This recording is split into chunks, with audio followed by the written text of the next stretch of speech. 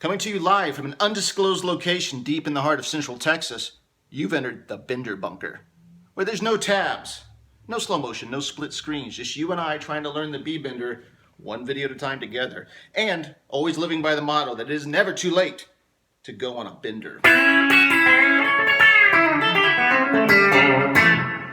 Showtime. Howdy and welcome to the Bender Bunker. Now, is it just me? A lot of country and western songs tend to use the chords G, C, and D.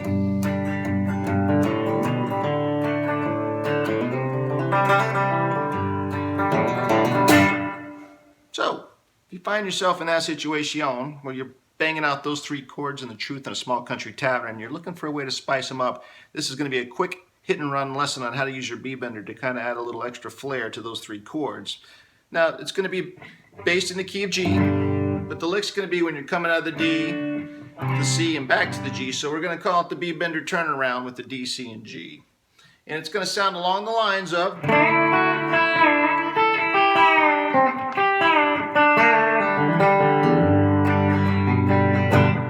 So, that sounds fun. We're going to get right to it. Okay, not much to this one. Fairly easy, so let's just get right to it. Like I say, it's the D, C going back to the G, and we're going to break this into three parts. What are we doing on the D part? Well, let's start with that, of course. Get up here so you can see the hot fretboard action. Simple enough, I want you to start off by making a regular D chord.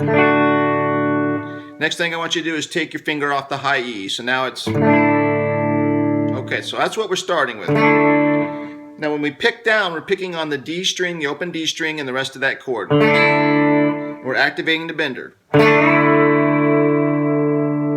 Okay, and we can keep that bender up there activated, and then we're going to throw our finger back on the second fret of the high E that we make that D chord again. So we're going.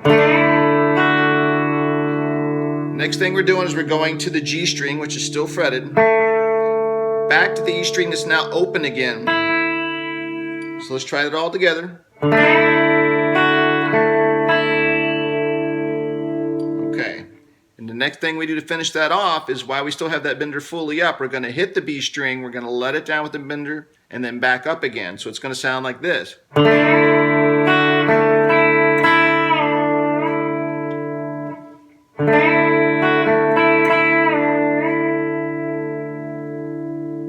Okay, good news. We are a third of the way done. We've got the D section. We've got to figure out how to get up to the C, and what is the C. So I'll play that real quick. Coming out of the D we just learned.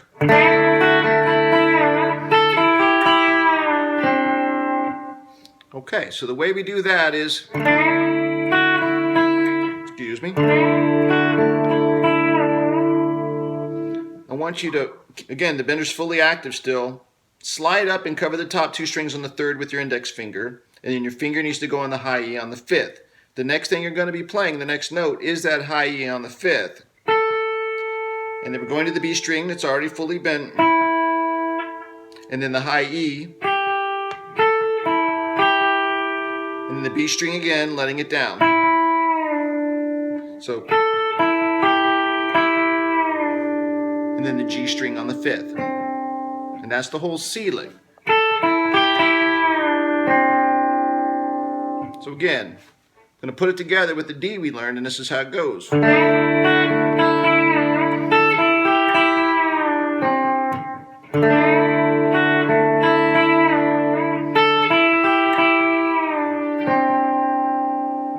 Now really the only challenge in that progression is getting up to get your index finger barring the third for the C section.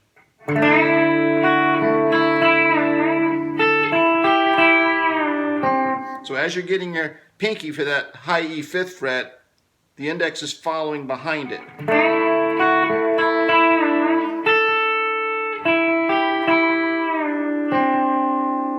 Okay, so now we are 2/3 done in this hit and run. Do a little fast so you can kind of get more of the... That's more of the spirit of it in tempo. So the final part is we got to bring it home in the G, because this bad boy is in the root key of G. And the way we're going to do that is this run, and it starts with your top two strings on the third being hit, little finger on the high E and your ring finger next. And the bender fully extended as you come into them. open G string.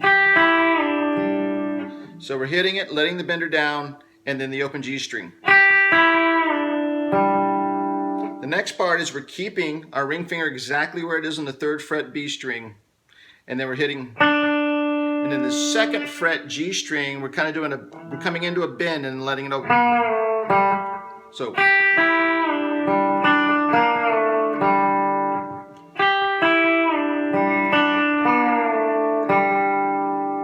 So, all together now.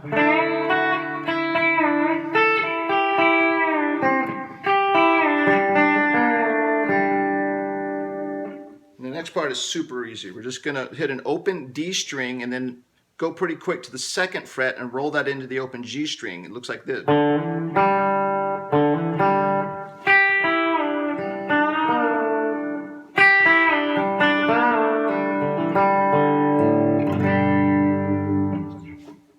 So there we go. One last time on this G part. Again, we're coming in on the top 2 strings, our bender already engaged. Open G string, then. Of course, let's take a minute. Everybody's kind of familiar with that shape, aren't you? All right, it's a moment of truth. Raise your hand if you've ever used those 2 strings to fake a Stones song. Ooh, guilty as charged. Okay. And then open D string, open A string, G chord. So all the way through, kind of slow.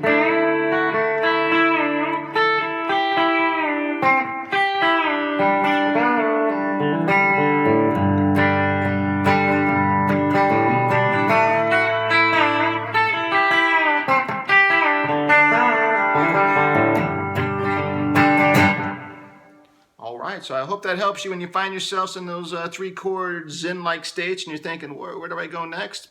Turn to your friend the B-Bender. It's going to be there for you. And I hope you enjoyed the B-Bender DCG turnaround lesson.